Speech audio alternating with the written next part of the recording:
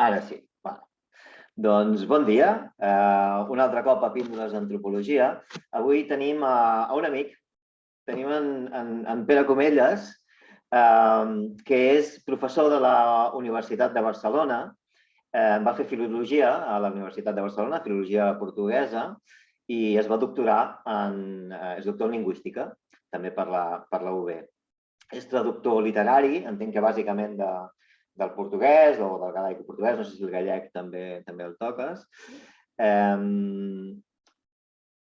És membre del GELA, el grup d'estudi de llengües amenaçades, i és coautor, junt amb la Carme Junyent, que va participar precisament també a Píndoles d'Antropologia fa poc, és coautor, doncs, de l'obra Antropologia lingüística, d'Editorial Síntesi el 2019, i més recentment de Els colors de la neu, d'Editorial Eumo, que ha sigut editat aquest any, el 2021. I a part, doncs, és un vell company antimilitarista, no? Compartim un passat en els moviments socials molt interessant i molt fructífer. No sé si m'he equivocat, hi ha alguna cosa que vulguis afegir d'aquesta presentació, Pere? No. El més important és l'últim. Això nostre que ens uneix. Bé, doncs, aviam, l'excusa i el plaer de dur en Pere avui aquí és, entre altres coses, degut a això. Aquest llibre que he esmentat fa un moment, Els colors de la neu, que has fet amb la Carme Junyent, que trobo que és una delícia, és un petit llibre que s'ha fet molt popular i que jo crec que, ho diré d'una forma carinyosa, ens hem fotut un gol aquí, perquè ens heu fotut un manual d'antropologia lingüística pel gran públic, no? I no sé si veus així una mica també, ho dic en el millor sentit, em sembla fantàstic que ho hagueu fet, però sense dir-ho, i amb el to, amb un to molt fàcil, doncs ho esteu fent, això, no? Et sembla que m'equivoco de gaire? No, aquesta era la idea, justament, no? Després de fer el manual en castellà que vam fer per Síntesis, que era un encàrrec per la Carme, que al final vam acabar fent junts, i que era una cosa més acadèmica, més escolar, no? Ens van quedar moltes ganes primer, o sigui, ojalà ho poguéssim fer en català, no?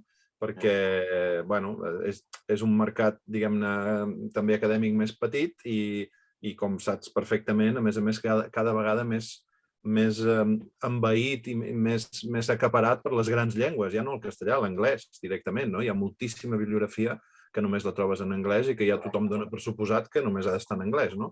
Per tant, imagina't en català. I després de fer aquell manual ens van quedar moltes ganes d'explicar coses d'una altra manera, menys escolar, menys acadèmica, menys espessa i sobretot en català. I, efectivament, és no un manual en absolut, sinó un petit tast de coses maques, creiem, que a nosaltres ens va divertir molt d'escriure sobre qüestions lingüístiques i antropològiques, és a dir, sobre cultura, sobre llengua, sobre com fem servir les llengües per fer cultures, no? Com ens diferenciem, com som tots iguals en el fons, tot això, sí. Sí, doncs fantàstic. Jo, mira, precisament estava remenant això que comentaves, el previ que havíeu fet, el manual en si, aquest sí que ho era, i té una versió antiga que vaig aconseguir l'altre dia, d'aquest manual d'antropologia lingüística que diguem de síntesi, perquè m'interessa molt aquesta temàtica i vull fer un treball al respecte. Però en qualsevol cas, ja que hi som, i una mica, si vols, amb el fil del llibre o no, ens pots explicar una mica què és això de l'antropologia lingüística? Perquè l'antropologia la gent més o menys té una mica d'idea, no? Hi ha gent que ho relaciona amb excavacions, hi ha gent que ho relaciona amb religions i tal, però per què hi ha una part de l'antropologia que es dedica a la lingüística i quins camps cobreix, per què existeix? Digue'ns el que et sembli. Bueno, inicialment això ve de fet no sé si s'ho va inventar tal qual o ja va recollir una tradició, però ve de l'Acadèmia Nord-Americana, de principi del segle XX, que Franz Boas, que era un alemany jueu que va emigrar als Estats Units perquè desgraciadament ja aleshores a Alemanya el fet de ser jueu era un sostre, més o menys de vidre, crec que era bastant opac, vull dir que ja eren conscients que, per exemple, mai arribaria a segons quins càrrecs acadèmics pel fet només de ser jueu, tot i que era un home amb un talent extremadament gran, ja ho saps prou bé, no?, com a antropòleg, que és un dels nostres grans referents, no? I ell va generar d'alguna manera la tradició de l'antropologia contemporània occidental, no?, a partir de la seva càtedra a Colúmbia i tal. Total, que ell va dividir aquesta escola va dividir l'antropologia en quatre grans branques, i una era l'arqueologia, l'antropologia cultural, l'antropologia física i l'antropologia lingüística, perquè ell mateix es va adonar de seguida, quan va fer els seus primers treballs de camp a l'Àrtic, que, evidentment, les llengües, no només perquè per entendre la gent has d'entendre què diuen, això té bastanta lògica, no? És a dir, és un accés molt ràpid. Si tu vols fer antropologia cultural, dius, bueno, aquest poble per què fa això? Aquesta gent per què funciona així? O per què? Doncs, home, si t'ho poden explicar, ja tens molt de guanyat, no? Per tant, amb la seva llengua. Però més enllà d'això, que les llengües també són, en molts sentits, activitats culturals, no? Activitats que formen part d'aquesta configuració cultural que som, no? Doncs, com tractem a la gent, és a dir, no és només què diem, sinó com ho diem, en fi, no? I, en aquest sentit, una mica l'antropologia lingüística és això, és aquesta branca de l'antropologia, si vols, o aquesta branca de la lingüística, com tu vulguis agafar, que entén les llengües com a artefactes i com a activitats culturals, bàsicament. És veritat que quan al principi de curs intentem explicar, jo que no soc antropòleg de formació, dic, bueno, aquesta gent que tinc a davant, que són lingüistes, potser que fem una mica d'introducció a la lingüística, a l'antropologia, no? No és fàcil, no?, explicar què és l'antropologia, perquè hi ha definicions molt maques, però tan àmplies que com ara l'antropologia és l'estudi de totes les societats en totes les èpoques i en tots els seus aspectes. Dius, d'acord. L'estudi de tot. L'antropologia ho és tot, no? Però és veritat, és un enfocament holístic, no?, de què som, no?, i de per què fem el que fem. I la llengua és, evidentment, una part important d'això. I encara més, la Carme Junyent diu moltes vegades que l'antropologia lingüística és una tautologia, perquè és lingüística. O sigui, de fet, des del seu punt de vista, la lingüística tota és antropologia lingüística, o al revés, com vulguis dir-ho, perquè, efectivament, les llengües són completament indestriables de què en fem, no?, de com les utilitzem. Per tant, de fet, els manuals que trobes por ahí, sobretot nord-americans, d'antropologia lingüística, comencen amb fonètica, fonologia, morfologia, saps? O sigui, és un curs de lingüística. Potser pensat per antropòlegs, però de lingüística. De fet, jo a vegades, quan he vist en alguns llocs aquesta partició que comentaves del BOAS, d'arqueologia i tal, de vegades llegeixo com a la quarta pota lingüística directament. No que digui antropologia lingüística, sinó lingüística com a tal. És aquesta idea, i de fet ja dic, la formació que sembla que fan a l'antropologia en aquesta tradició és això, és lingüística. O sigui, ensenyen una mica de lingüística, o bastanta, perquè si tu després vols anar a estudiar una determinada cultura, sigui, jo què sé, és igual, els executius de Manhattan, o sigui el poble Yanomami, doncs tinguis uns elements, diguem-ne, una metodologia de lingüística per poder entrar-hi. Em podries dir quina és la diferència entre l'antropologia lingüística i la sociolingüística? Sí, no és fàcil, perquè estan molt imbricades, sens dubte. De fet, podria dir que és tan difícil com definir o distingir l'antropologia de la sociologia, no? A vegades un té la sensació, i a vegades ha estat així, jo crec que per desgràcia, que l'antropologia és anar a estudiar gent rara, dit amb el màxim sarcasme, i la sociologia gent pròxima, saps? Una mica a vegades tens aquesta sensació també amb la sociolingüística. La sociolingüística és estudiar la pròpia societat, la dinàmica lingüística de la pròpia societat, mentre que l'antropologia lingüística és anar a estudiar la dinàmica d'altres societats. S'havia arribat a dir que l'antropologia lingüística estudiava llengües àgrafes. Saps? Si no tenies escriptura, eres subjecte de l'antropologia lingüística. Si tenies escriptura, ja no. Això és molt absurd, no? És evident. Llavors, no sabria dir-te, la veritat. Sí que és veritat que la sociolingüística, per exemple, té tota una tradició variacionista, no?, que estudia de quina manera la teva pertinença a un estrat social, per exemple, afecta la manera com parles, o al revés, de quina manera marques el teu estatus social a través de la manera com parles, i això potser... Però no deixar... Vull dir, tot podria tenir efectivament un enfocament antropològic. A mi em costa de... A vegades és veritat que la sociolingüística és molt sociologia del llenguatge també, i per tant potser entra més no tant la cultura en el sentit de què fem els humans normals i corrents, sinó més aviat anàlisi més política o, saps, o més macro, de polítiques lingüístiques. En aquest sentit es diferencien. Però així, com a concepte, a mi em costa molt de dir-te clarament, mira, això és això i això és allò. Uf, no sé. D'una banda, dir que aquest clitxé del que parlaves de l'antropologia o antropologia lingüística, com anar a buscar aquestes coses, aquestes cultures més exòtiques i tal, clar, l'antropologia fa un gir, fa tota una sèrie d'anys en el qual ja deixa de posar la mirada o l'interès en altres cultures i s'acosta a la nostra, no? Gran part del que es fa avui en dia en antropologia no té res a veure amb sortir de casa, no? Sinó que simplement busca, llegeix a dins de casa també, no? I una mica el que ens deia a nosaltres amb la carrera és que d'alguna manera hi ha una diferència metodològica entre l'antropologia i la sociologia, ja no sé a nivell de l'antropologia lingüística i la sociologia lingüística, però que té a veure amb que l'antropologia utilitza d'una forma més específica les tècniques qualitatives i que la sociologia utilitza tècniques més quantitatives, no? És a dir, d'una banda seria estudis de cas, anar al detall, anar a posar el micròfon a les persones concretes perquè ens expliquin les seves històries de vida, els detalls, no?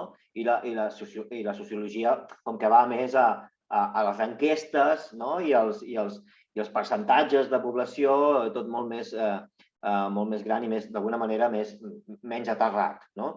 Jo em pregunto si això també es reflecteix en l'antropologia lingüística versus la sociologia lingüística o no. O la sociologia lingüística també fa un bon ús i un ús exhaustiu de les tècniques qualitatives. No, tens raó. És a dir, en part, crec que la distinció que aplicaves es pot traslladar a l'antropologia lingüística i a la sociolingüística perquè sí que segurament els sociolingüistes tenen més tendència a les metodologies quantitatives, no? Per exemple, la demolingüística claríssimament, no? A preguntar a la gent què parla, així massivament, a utilitzar qüestionaris i tot això, mentre que l'antropologia potser és més de proximitat. Jo l'únic que diria és que la diferència no és nítida, perquè també hi ha metodologies qualitatives en la sociolingüística, no? També s'utilitzen, per exemple, històries de vida, també s'utilitzen, si vols, biografies lingüístiques, l'entrevista en profunditat, evidentment, és important. És més, ara recordo una anècdota que explica un sociolingüista, el Louis-Jean Calvé, que feia també quantitativa, però també entrevistava la gent, no? I estava entrevistant un noi àrab que vivia a París i li havia preguntat quines llengües parlava i no havia dit l'àrab. I aleshores, parlant amb ell, doncs, li va explicar al noi que quan anaven a comprar, ell feia d'intèrpret a la seva mare que només parlava àrab. I aleshores, clar, el Calvé li diu, però tu no m'has dit que parlessis àrab, no? Com tu fas per fer d'intèrpret? El que passa és que ell no se sentia orgullós de parlar àrab. Aleshores, aquestes aproximacions quantitatives a vegades són molt poc fines, que t'he d'explicar, no? Com a antropòleg. En canvi, si ho complementes, per dir-ho així, amb metodologia qualitativa, descobreixes coses que evidentment els qüestionaris no diuen. Això sense tenir en compte la poca fiabilitat que tenen els qüestionaris, perquè normalment què contestem? Contestem o bé el que creiem que esperen de nosaltres o bé el que volem fer, no? Per exemple, David, tu saps molt bé això perquè t'interessa molt el tema. Si tu li preguntes a un catalanoparlant, tu quan vas a una botiga et dirigeixes a la gent en català d'entrada i si l'altre et contesta en castellà canvies de llengua? Hi ha molta gent que diu, no, jo no canvio de llengua, i després els hi poses un micro a la butxaca i, bueno, diguem que l'actitud no és tan neta, però voldrien no fer-ho. Llavors, en aquest sentit, un qüestionari... Però, bueno, ens hem marxat de tema, perdona. Jo crec que tens raó, Jo crec que justament aquesta diferència metodològica, sens dubte, no sé si és neta, però és una tendència. L'antropologia sempre és molt més qualitativa, no? En participació, participant, aquestes metodologies més en profunditat i tot això, sí. De fet, no, és tan pertinent com que d'alguna manera estàs corroborant que el que fem els antropòlegs i les antropòlogues no, és correcte i és molt útil, no? És a dir, o si més no, de forma complementària, no? En el sentit de que el detall, la recerca qualitativa aporta coses que no apareixerien de cap altra manera, no? Sens dubte. Molt bé.